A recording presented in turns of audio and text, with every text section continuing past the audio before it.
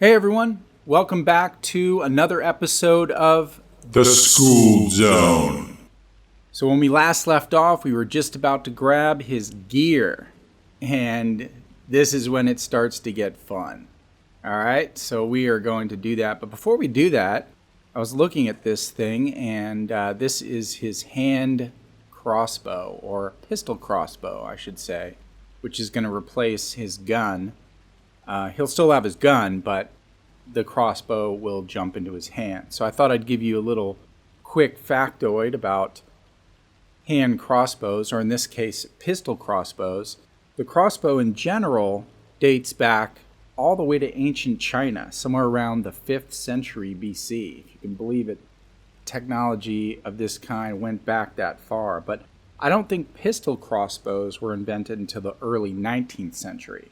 Though I could be wrong about that. If anyone can find evidence that pistol crossbows were invented before the 1800s, then definitely leave a comment in the After Schooled Club, which, if you've been watching, is the name of the comment section down below. Alright, so let's grab this stuff, and we have a key to get out of here. Nice.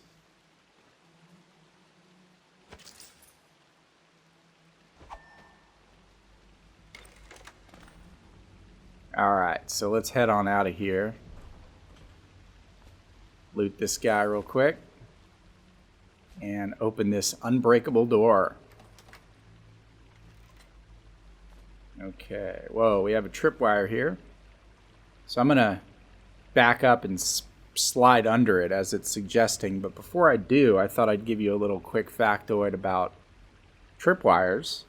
So, did you know that modern day soldiers actually use silly string to detect tripwires, because the spray can string is so lightweight that it won't trigger the tripwire but will settle down onto the wires and make them more easily seen. Pretty cool. A kid's toy, saving lives on the battlefield. Alright, here we go. Slip and slide. Alright, since we're still wounded from last session, we're going to go ahead and eat some jellied eels. And we're going to read this, but we have a wrench here. What can I tell you about wrenches? Wrenches have probably been around since, I don't know, they've been around for hundreds of years, but I know the first patent for a wrench wasn't issued until the early 19th century, which would put it perfectly in line with the time frame of Dishonored. So, jellies share. Jelly, in case you're too daft, which means stupid, to remember, look to your whiskey for the answer. Whiskey, got it? If you want your share, you'll sort it out. If not, I'll come back for it next month. So, what he's referring to here is the combination to this safe. So if we try to open it without the combination, it'll tell us we need the combination. But we are going to look around for whiskey. Okay, here we have whiskey, and look at that. There's the combination, 451. So they'll do that a lot in this game, Dishonored. They'll give you clues to a combination for a safe, which usually contains some pretty cool stuff. And they'll give you some hints to look around in your environment. So we're going to enter 451 here. See if it opens this thing up. Yeah, baby. Alright, so let's see what we got here. Moray jewel box. Let's grab this elixir real quick. So, Moray is an area in northeast England, I believe. It's also the type of an eel. You've probably heard of the Moray eel. Eels seem to be a common motif in Dishonored, but most likely this item is referring to a royal family in Dishonored.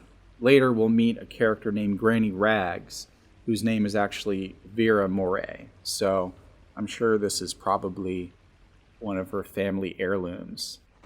But we're going to snag it for ourselves. And before we leave, we're going to head over here and grab the little explosive or the incendiary bolt out of that trap.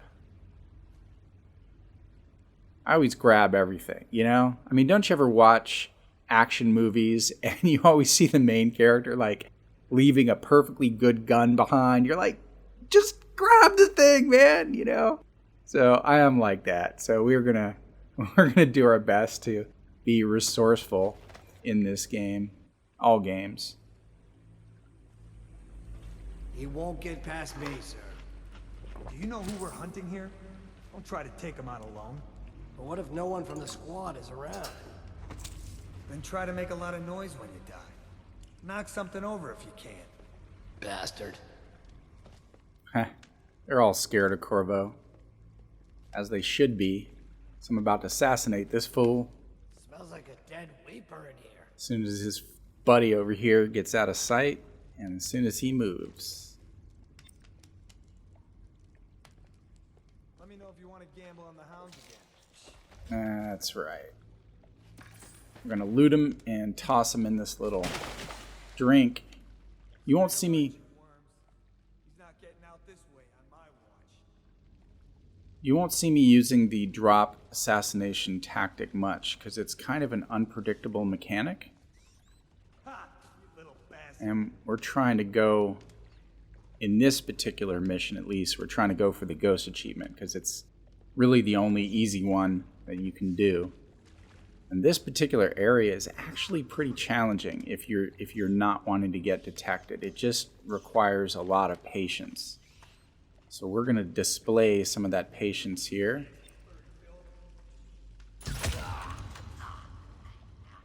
By just taking these guys on one at a time. Alright, now he's looking directly at this guy, so if I shoot him, I'll get detected. So, just have a little patience.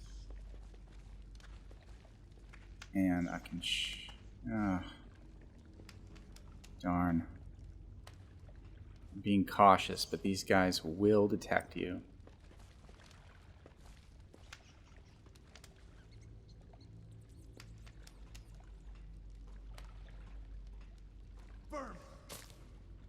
Maybe I can hop down and get both. No. Alright, now we can kill this guy. And we can probably drop down now and not waste a bolt. Sweet. Undetected. Let's eat a little rat shish kebab there. Where'd this other guy go? There he is. I don't know why I'm throwing him in here. Just because it's fun. Let's take a quick peek around and see if there's anything else worth schooling. What do we have here? This looks like a life preserver. So, early life preservers actually consisted of animal bladders or gourds that were hollowed out and then sealed. But modern life jackets didn't actually come into existence until around the mid-19th century, and they were filled with cork. So, assuming this one is filled with cork instead of air, then it would actually fit into the Dishonored timeline. Inflatable life jackets didn't actually arrive on the scene until the early 20th century. So, I don't think there's any more guys around, so I think we can get up and start running. And whenever you see boards like this, that means you can probably knock them down with your sword. So let's see. Indeed. There's some loot to be had here.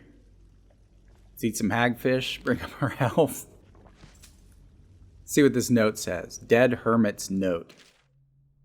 It's here by the Wren Haven I'll make my last home. It stinks to the void, but my grandmom's hagfish stew will drive the odor away. It's amazing. A hagfish stew will actually take the odor away from the river, which I think is the Wren Haven that he's referring to here. I remember sailing out on the river to the great ocean, that vast blinding light and blue water. I was a tender 15, and our nets were always full to bursting, the old days before everything went to shit. Any way it goes, it's either the boots of the watch against my skull, the teeth of the rats on my bones, or the trembles of the plague all over my skin. Don't matter none to me.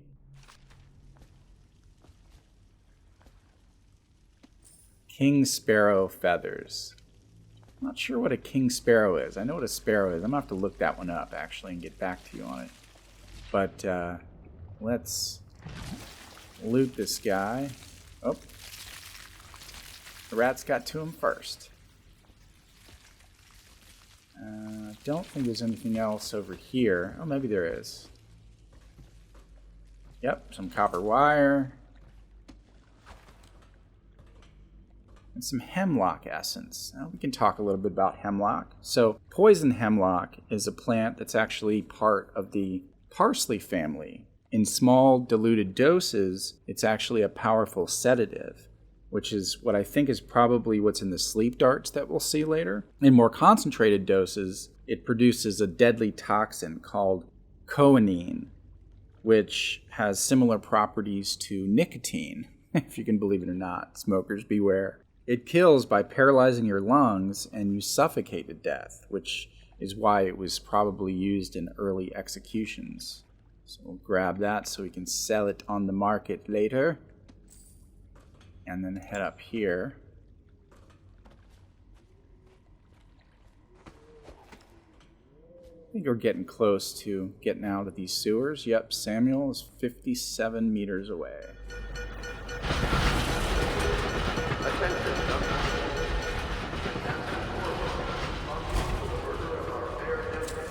and the disappearance of Lady Emily, heir to the throne, has temporarily escaped state custody. Several brave officers of the state are dead by his hand. He is to be captured or killed at any cost. So that sounded like a train earlier. Over here. Quickly, I'm a friend.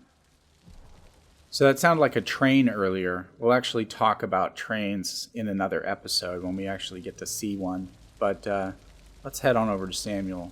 Before we do, here is a whaling ship up ahead. We saw one in the first episode from a distance, but you can see it. I'll get out of the water here. You can see it a little bit better here. So this type of ship is called a whale catcher or a whaler, and they were ships that were specifically designed for whale hunting. They were built extra sturdy to handle the weight and were often steam powered with harpoon guns and like a hoisting rig. And that way the poor little whale could be up there while they probably drained the blood or something. I don't know. But anyway, let's go talk to Samuel. He's here to rescue us. I'm Samuel, and I work for some good people who want very much to meet you. Well, they said you'd come out here. I could still hardly believe it. I'll take you to meet them. Just down the river from here. All right, old man. Let's go.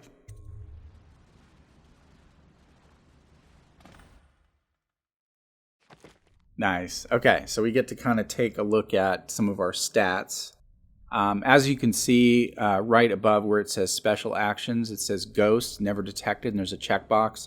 That's probably the last time you'll see me be able to get that in this game, because it starts to get really difficult, and plus it becomes really tedious. And I already know that some of these episodes are going to be long running and a little slow, so I'm going to do everything I can to try to speed things up. So we're not going to be going for the ghost achievement after that. But I did get the special actions: discover the Hermit's room, open Jelly's safe, and on the right you can see what was found. There were no runes, bone charms, shrines, anything like that. Those will come up later. And I almost got 1,000. I'm not sure where the rest of those coins were, but who cares about that?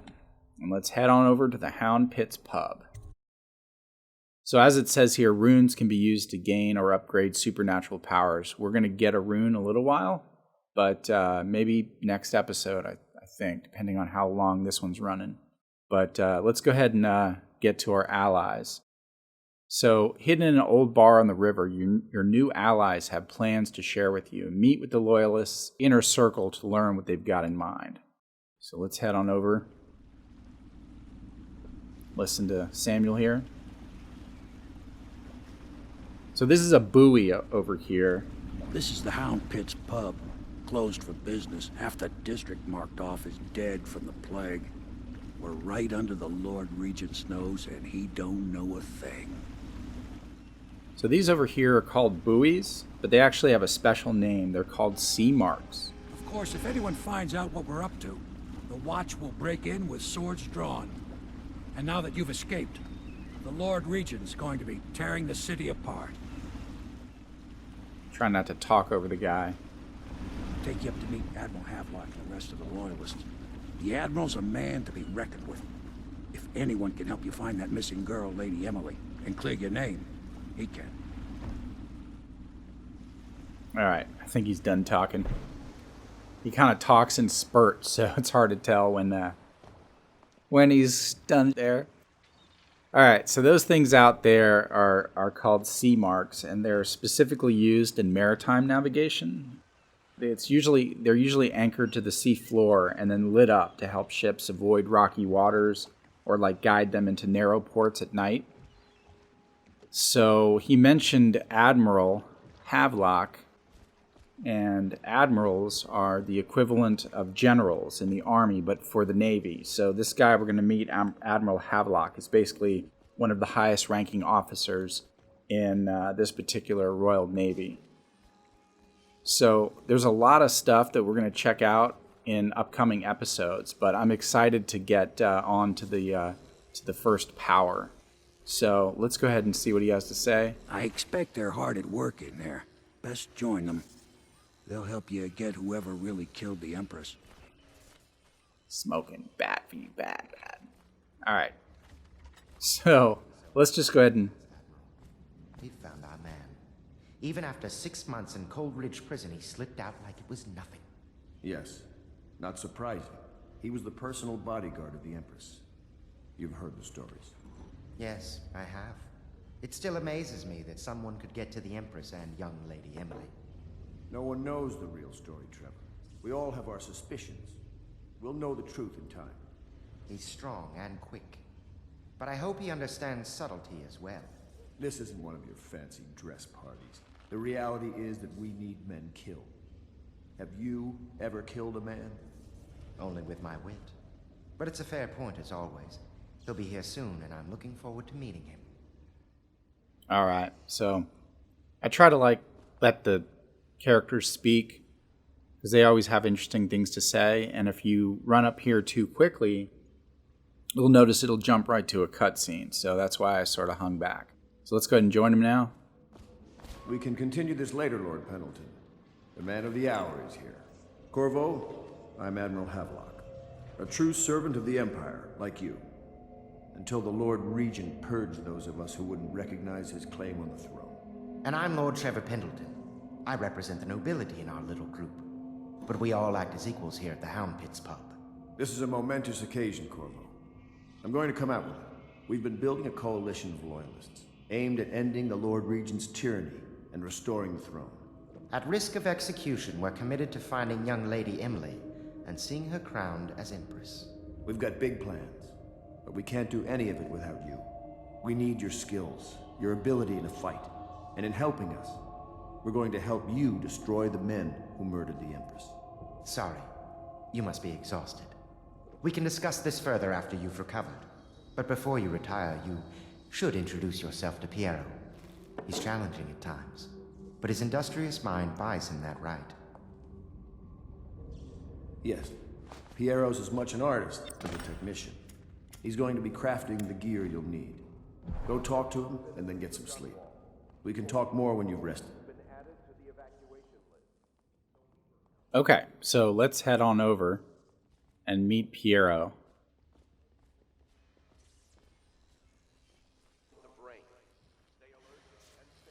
And there's going to be a ton of cool stuff to check out all around this area, but we're going to go ahead and jump right into it here. I'll be crafting your weapons and gear. All custom work. For you, I will create the tools of a master assassin.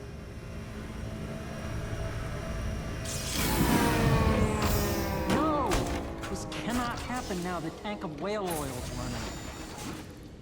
Will you get a new tank from upstairs, please, while I hold this in place? Be careful. The oil's unstable. When it explodes, there's a terrible mess. All right, so we're going to go ahead and grab this whale oil from up here. And interestingly enough, whale oil actually exists, although it doesn't glow fluorescent blue. In real life, it's more of like an amber color. But it is harvested from whale blubber, and it's used for a variety of purposes. Everything from lighting lamps to making soap, medicinal tonics, even margarine and transmission fluid, all of which have been replaced by other ingredients since whales have become endangered. Yeah. The mutant whale oil. We're going to plug into this gizmo here. Perfect. Now plug it in. Just get it. Perfect. Thank you, Cole. Here, see? The assassin's mask. You're a wanted man, so everyone in the city knows your face, but this mask will mean terror to them. If you just hold still, the fit must be precise. There. Can you see normally? Send the lens out of alignment. There. Better now? I could create more for you. Upgrades for your gear, weapons, munitions. But our situation here is desperate. Scavenge the city for valuables, and I will resell them on the black market. That should give us the money to craft the things you need. Tell me what I can make for you. All right, we're going to take a quick look, but we're not going to have a lot of money to spend. So I'm going to head over. I always head over to upgrades first and see what kind of cool special upgrades there are. Like, for example, these bone charms are really useful. So I'm going to go ahead and spend some money on that. And we're going to have a chance to come back to a lot of these things later and talk about them. I'll go ahead and grab the mask optics.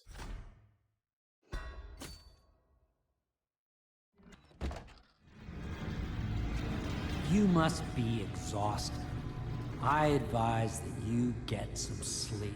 Your life will get even more difficult soon. You should rest while you can.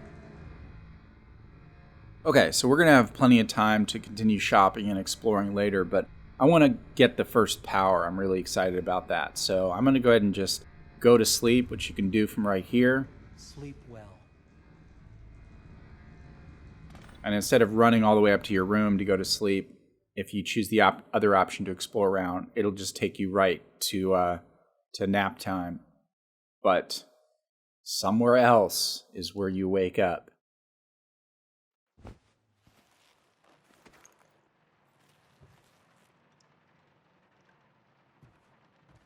All right, so there's not much to see in this room yet, but as we step outside, something's not right. Obviously, with the water flowing upwards and light posts just floating in the middle of oblivion. Strange gravity. Hello, Corvo. Your life has taken a turn, has it not? The Empress is dead. Her precious daughter Emily is lost somewhere in the city, and you will play a pivotal role in the days to come. For this, I have chosen you and drawn you into the void. I am the outsider, and this is my mark. There are forces in the world and beyond the world, great forces that men call magic. And now, these forces will serve your will. Use this newfound power, my gift to you. Come find me.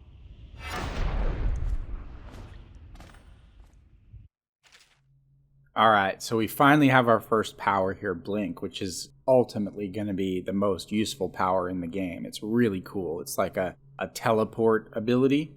But I'm actually going to end the episode here, and we're going to start using the power to get over to our first rune in the next episode. Again, I'm trying to kind of gauge the length of these episodes. The last one I know actually ended up being almost 40 minutes. So most gaming channels try to shoot for somewhere between 15 and 20 minutes. I'm probably going to shoot for around 25 minutes. But I know this episode is probably getting onto that length. So I'm going to go ahead and cut it here so that I have time to edit. And that's one of the things I learned from yesterday's episode is how long it takes to edit just a short gaming episode. So we'll go ahead and end it here and pick up when we left off, where we left off today in the next episode. So once again, thank you so much for tuning in. You guys are making this fun. So we'll see you next time.